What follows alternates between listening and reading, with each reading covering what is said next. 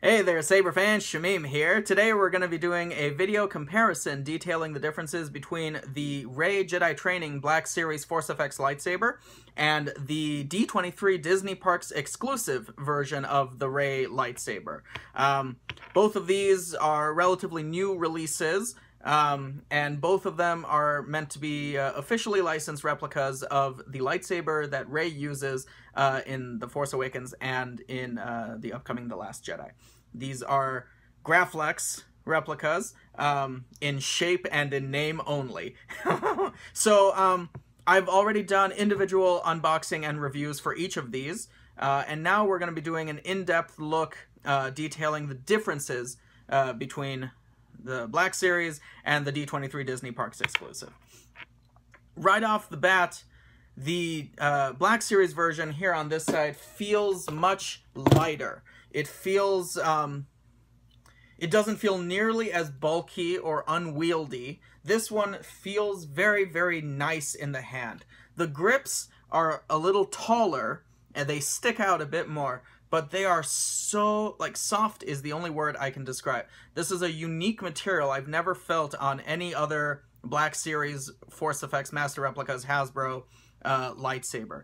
None of the replica grips that I've seen on Graflex 2.0, Roman Props, or any of the other custom-made Graflex replicas feel this way. There's really no way to describe it. If you get a chance to feel it in person, it's very, very unique. And I love it. I also really love the mirrored clamp card underneath, here in the Black Series Rey. The clamp is perfectly aligned here with the grip and 90 degrees with the main face of the hilt. Compare that with the Disney Parks exclusive, where the clamp is offset by about 30 degrees. Is in line with this grip, so it's accurate there, but the entire bottom section seems to be offset by about 30 degrees, which was a weird choice. This one also is much heavier than the Black Series version. It feels bulkier. It isn't as comfortable to hold in the hand, personally. The grips are much lower profile. Let's see if we can do a comparison here, showing off the difference in the height of the grips. You can see that these grips are much wider. They're much taller. They stick out a lot more than the Disney Parks exclusive here. These ones are also actual rubber. So if I can press down and you can tell that there is a lot of give. This is not any kind of hard plastic. These are rubber grips. And they seem to be adhering very well to the hilt, so I'll give them that. The hilt finish itself, this is the Disney Parks exclusive, is much shinier. But even though it's shinier, you can see a lot of the tooling marks as well. So it's not a smooth shiny, it's just, I don't like the finish of it at all. It looks awful. I gotta say, it really looks awful. In my personal opinion, some people may like the look of this finish. You can see a lot of the brush marks, a lot of the tooling that's going up and down like this. You can see that on the top section there as I'm going around. It's also very shiny. So it's a weird mix. You've got a green, much greener circuit card here compared with the all gold and clear and mirrored finish. Let's see what other differences you've got. On the Black Series, you have a regular D-ring. This is reminiscent of the A New Hope style. On the D23 exclusive, you have the Kobold D-ring. So that's one area where the Black Series loses out, because the Black Series, the Last Jedi version, should have the Kobold D-ring that this guy has. So D23 Disney Parks exclusive gets points for having the correct D-ring. They also get points for being a removable blade. This blade can come off. I demonstrated how that happens in my other video, so I won't go ahead and do that now. But the blade is removable, whereas the Black Series version, the blade is permanently attached. You can convert this guy so that it has a removable blade and an in-hilt LED. You can see the link for that conversion tutorial below in the description that I've done. So it's possible to make this removable like this guy and also still have it function with the lights and sounds, because currently out of the box, once you remove the blade from the D23 exclusive, the lights and sounds no longer work. Nothing functions unless the blade is installed. So that's sort of a bummer. Let's look at some of the detailing up here. Let's look at the glass eye. The glass eye on the Black Series that's on top here is smooth, and it has been painted with a sort of brass finish, whereas the D23 exclusive has the original ridging like the A New Hope version did, and it has not been polished to resemble the look that we see in Force Awakens and The Last Jedi. In terms of the red button, the way that it's assembled and displayed is quite different. This is Black Series down on the bottom, D23 up on top. So you can tell that the D23 is a wider red button. It sticks out a bit more. I'm not sure which one is the more accurate. I think that neither of them are super accurate. Let's see what else we can talk about. Let's listen to the sound effects. This is the D23.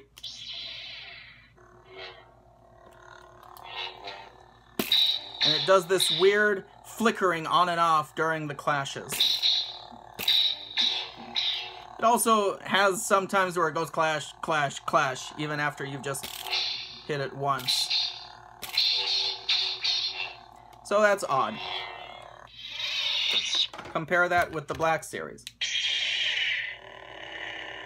Black Series is a lower, deeper ignition and hum. It does not have any kind of flicker on clash. No blade effects whatsoever. It's just sound. I think that the mixing on the Black Series between power on, hum, power off is much cleaner. Let's go ahead and listen to that. Compare that with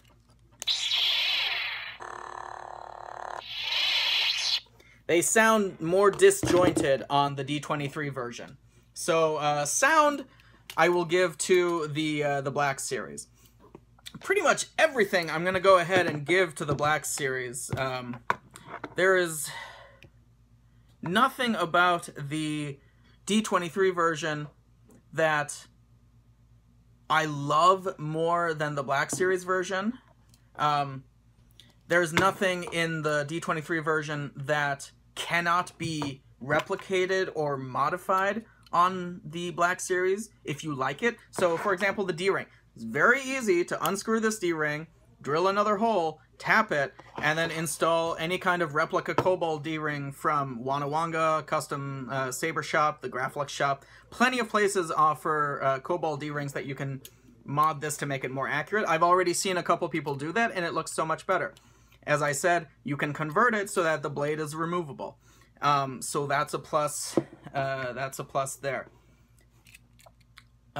So really, nothing about the hilt itself for the D23 is superior to the Black Series. Some of the accessories that come with the D23, such as a stand, a vertical stand, that is pretty nice, and you could use that with your Black Series, or you could use it with any other lightsaber that you have that you want to display vertically. So that's a pretty cool accessory that comes with the D23, but it's not part of the D23 lightsaber itself. That's just an accessory. So and stands, really, you can get vertical stands from a couple places on Etsy and online Shapeways. They have 3D printed stands. They have nice metal stands, plastic stands, whatever kind of stands you want. Let me look at the inside of the D23. I'll look and see what kind of unscrew bottom to replace batteries. Yeah, I'm trying to get the battery holder out now. There we go, popped up.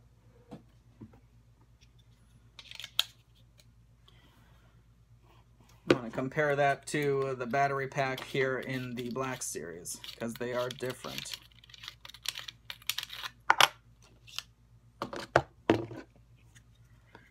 This is D23, this is Black Series. So you've got 4 connector pins versus 3. They both take 3 AA batteries. The venting, this is Black Series, this is D23. The venting is different. You've got holes here, and then you've got some kind of vented window pattern here. All silver, all black.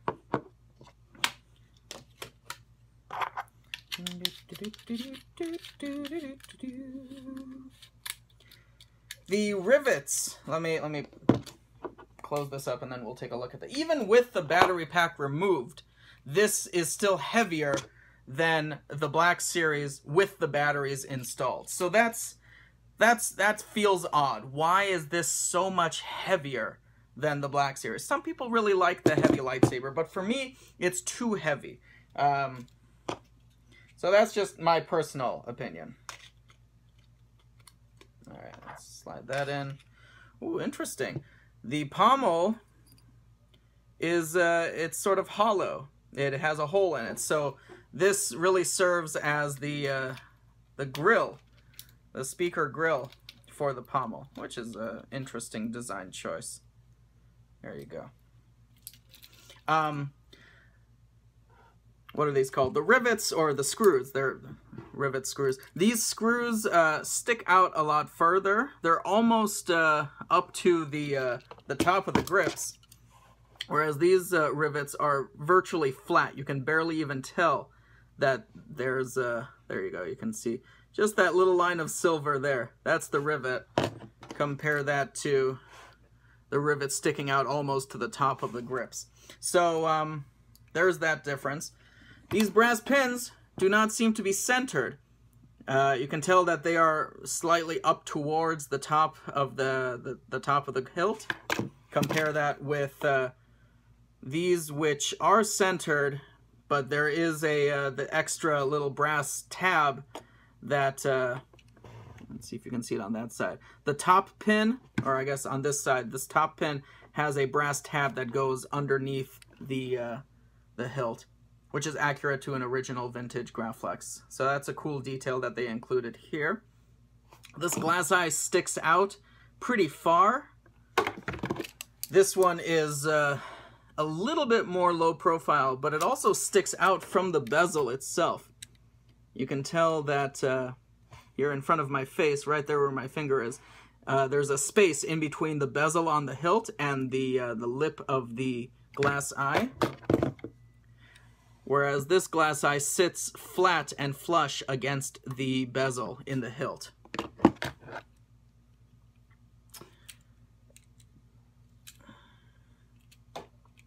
Both of them have the side tab, and those seem to be pretty identical.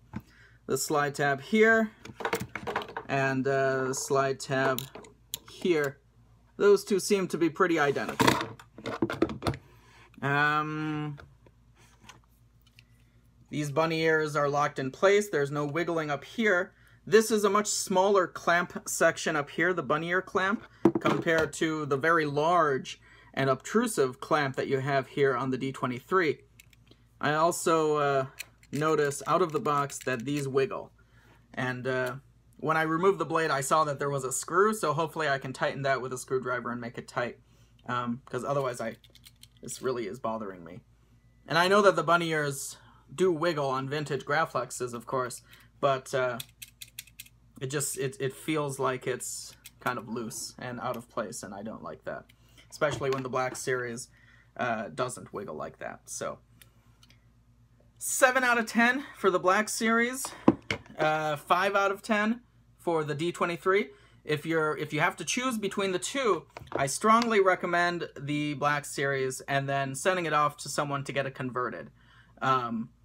It'll make it dual worthy. You got an in-hilt LED, removable blade, much nicer quality.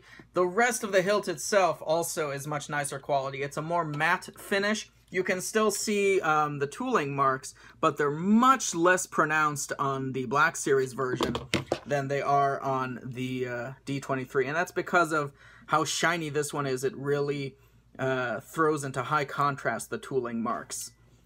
Whereas this is more of a matte finish, and so the tooling marks don't show off as much. So yeah, that's my final review. D23, Black Series. Black Series is louder. Let's go ahead and try that here. This is D23.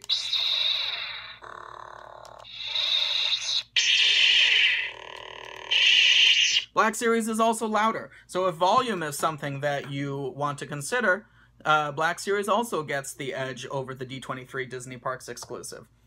Yeah, I don't think there's much else to say. Size-wise, okay, well, the D-ring sticks out a bit much. Let's go like that. They're virtually identical in terms of height. So in terms of the size, they're pretty identical. Comparing the clamps, this is a little lower.